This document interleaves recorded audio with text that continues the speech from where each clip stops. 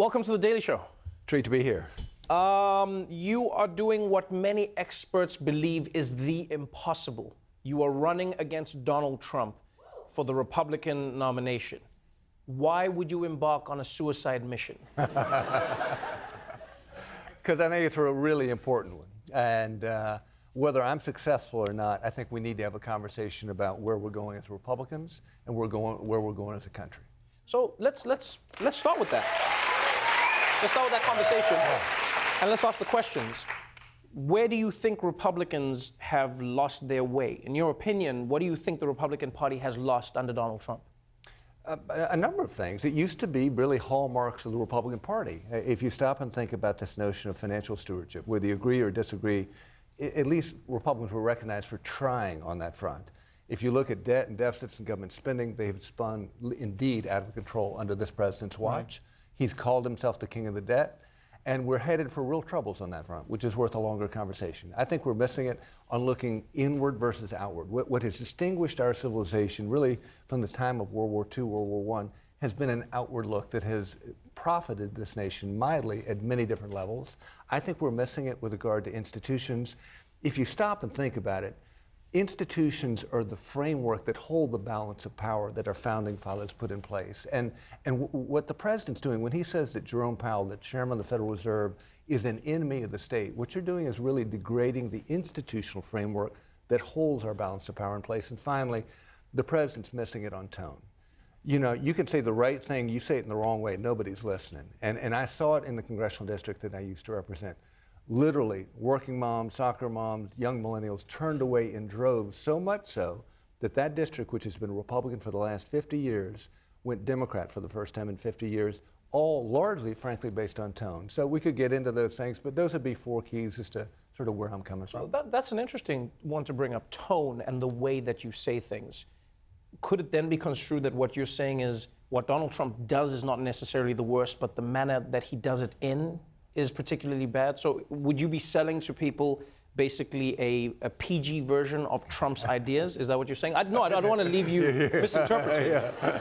Because when you say tone is a major thing, do you think those voters literally went, we like the policies, we just don't like the way he speaks, and so that's what's going to turn us off? Yeah, I mean, there are a lot of conservatives that like what he's getting at with regard to conservative judiciary or a tax cut or a dereg. They like those things as items on an agenda.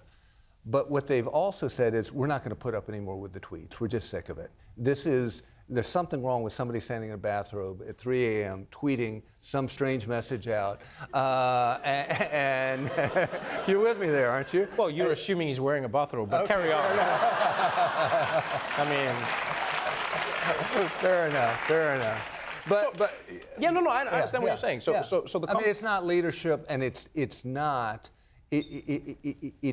engaging the way that leaders have to engage with folks that bring about change, whether that's at the elected level or whether that's at the voter level. Here's one thing that always gets me, though, is I've had the privilege of speaking to many Republican leaders and lawmakers who say what you're saying in a very similar fashion.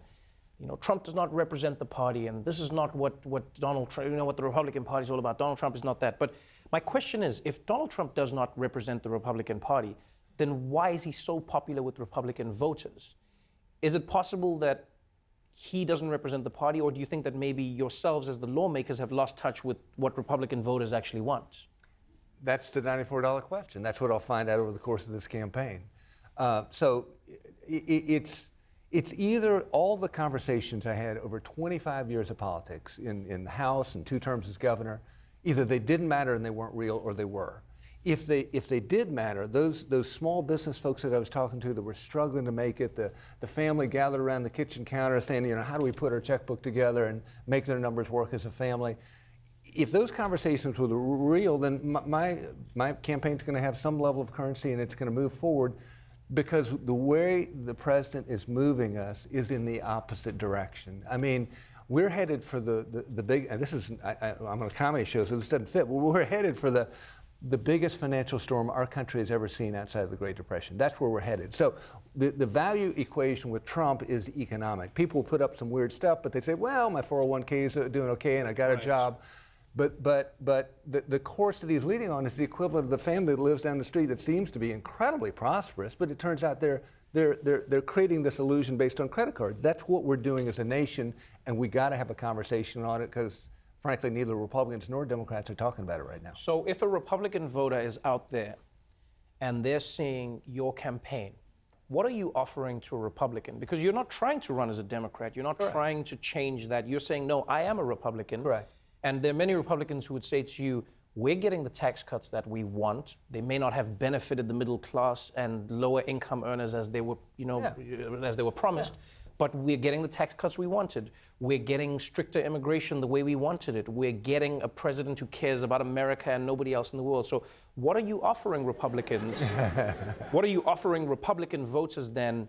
Why would they leave Trump to vote for you?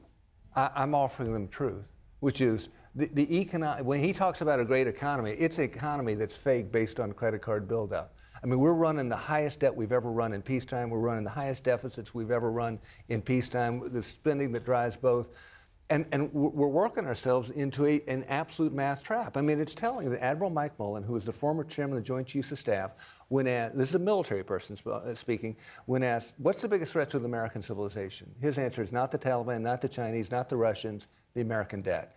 We have got to have a conversation as Americans, and this is a good part of why I'm running, on that front. So what I'm offering is simply saying, this is the truth. And we can pretend there's a great economy because we're propping it up. We can pretend that these jobs are going to be there, but they're not if you look at the math behind where we're headed as a nation, and we're headed there quickly.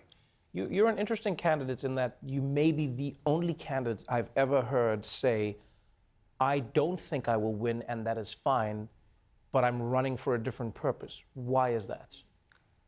I have 4 sons that I love, and there are a lot of the kids and grandkids that I don't know that you love or folks in the audience love.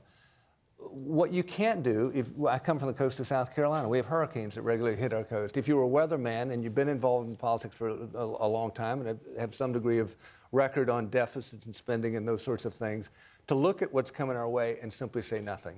In other words, our ability, we're playing with the fire that breaks apart civilizations. You look at where we're going on spending, you look at where we're going on institutions, you look at where we're going on civility and tone. Those are the things that break apart a civilization. And as one who's had experience, again, this is, a preposterous proposition at many different levels. But friends came to me for a year. Their point after my election loss last June was, God just cleared your calendar for a reason. I know it is. I'm so glad you got the direct connect, fill me in.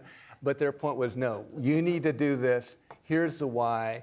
You've been involved in this for a long time. Please just go out and talk about it. And so that's what I've begun, and here we are. Okay, so then final question before I let you go. As a Republican who says you're not drinking the Kool-Aid with regards to Trump.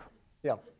Let's talk about today's news, and let's talk about the news that's but been I'm going. not so much so that he came after me in my, how often does the President of the United States go after a sitting member of Congress of his own party to take him out? That means you're really not drinking. Yes, definitely.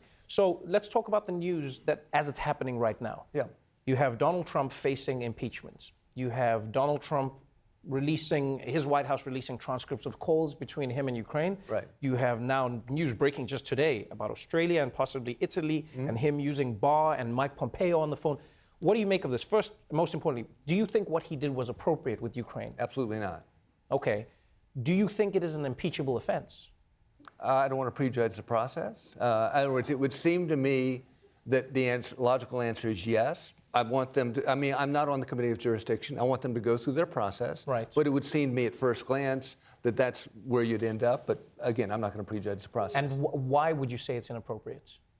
Why? Yes. Because why would you say what what you don't do he as did President of is the United inappropriate? States is say, why don't we get our Attorney General involved with a foreign power to help wipe out a domestic political foe? That crosses a red line. Oh, I guess you're not drinking the Kool-Aid. All right. Thank you so much for being on the show. Good luck with the race. It's going to be interesting. Mark Sanford, everybody.